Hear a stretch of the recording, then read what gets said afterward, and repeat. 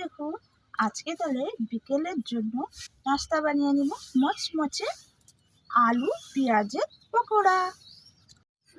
আলুর খোসা ছাড়িয়ে নিলাম, পেঁয়াজগুলো কুচি কুচি করে কেটে নেব পাতলা পাতলা করে। এই যে এখন আলুটা ভালোভাবে গ্রেট করে নিলাম, লম্বাভাবে গ্রেট হয়ে গেল। দেখুন কত সুন্দর দেখা যাচ্ছে। এই যে জল দিয়ে 3-4 বার মতন ভালো করে পরিষ্কার করে ধুয়ে নেব। এই দেখুন এখন একদম পরিষ্কার করে ধুয়ে নিগড়ে নিলাম জলটা। পেঁয়াজ কুচি কাঁচা লঙ্কা রেডি করে নিলাম। এই যে আলু গ্রেডে জোয়ান একটু দিয়ে দিলাম, আর অল্প নুন দিয়ে দিলাম, একটু ধনে গুঁড়ো দিয়ে দিলাম, একটু লঙ্কার গুঁড়ো দিয়ে দিলাম, একটু হলুদ গুঁড়ো দিয়ে দিলাম, আর একটু কাশ্মীরি লঙ্কার গুঁড়ো দিয়ে দিলাম, লাস্টে একটু গরম মশলা দিয়ে দিলাম, একটু মিট মশলা দিয়ে দিলাম। ছোটো বাটিতে 1 বাটি বেসন দিয়ে দিলাম, আর 1 বাটি কর্নফ্লাওয়ার দিয়ে দিলাম। দিয়ে অল্প অল্প জল দিয়ে ভালোভাবে মেখে নেব। দেখুন কত সুন্দর মাখা হয়ে গেল। অল্প কাঁচা লঙ্কা কুচি দিয়ে দিলাম, দিয়ে ভালোভাবে মেখে নিলাম।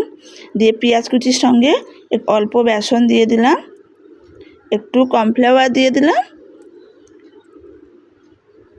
একটু লবণ দিয়ে দিলাম, একটু গরম মশলা দিয়ে দিলাম, হলুদ গুঁড়ো, কাশ্মীরি লঙ্কার গুঁড়ো, একটু জিরে গুঁড়ো, ধনে গুঁড়ো সব দিয়ে ভালোভাবে মেখে নিলাম।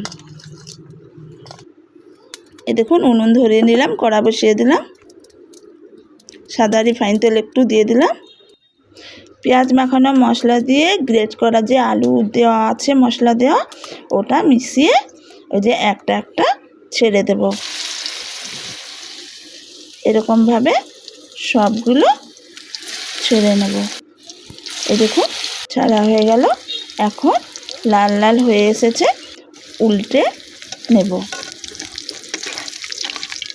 এই দেখুন আর এক পাশ উল্টে দিলাম, কত সুন্দর লাল লাল হয়ে ভাজা হয়ে গেল। এখন তুলে নেব। এগুলো বিকেলে চায়ের সঙ্গে খেতে দুর্দান্ত লাগে। এই যে এখন পকোড়াগুলো প্লেটে সাজিয়ে নিব আর সসের সঙ্গে পরিবেশন করব। আজকের মতো আলু আর পেঁয়াজের পকোড়া কমপ্লিট।